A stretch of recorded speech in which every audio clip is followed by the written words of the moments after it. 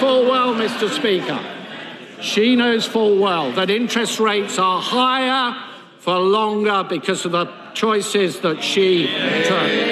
And this has led, Mr. Speaker, to servicing costs for our national debt, which is running at twice the defence budget. And today we have learned from the OBR that debt interest is to increase still further. None of this money, Mr. Speaker, is going to be spent on public services. It will be going down the drain. Mr. Speaker, the real black hole, Mr. Speaker, the real black hole is not the one the Chancellor invented, it is the one the Chancellor created. It's not a central problem, Mr. Speaker, the fact that this Chancellor is a gambler. Even with her fiddled fiscal targets, she left way too little headroom. And it's not the truth that whilst the Right Honourable Lady said at the last budget that that was a once-in-a-Parliament reset, she rolled the dice on a wafer-thin margin, and she lost. Reckless with her fingers crossed, she fiddled the targets and she missed them.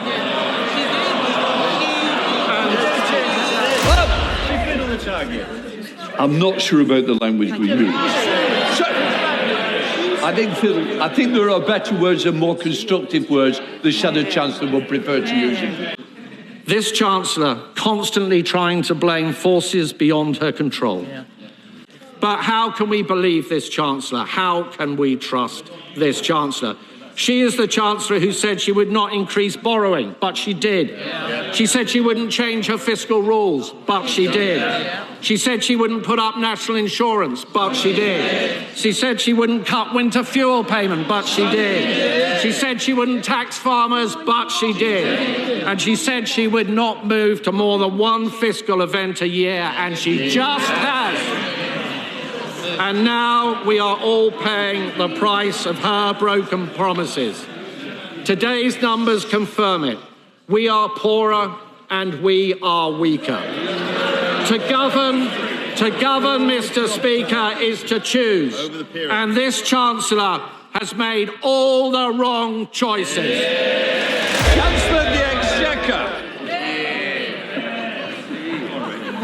OK, well, I know that the Chancellor hasn't been in this role, Sarah Chancellor hasn't been in this role for very long, but, I mean, at least he's not misquoting Shakespeare today.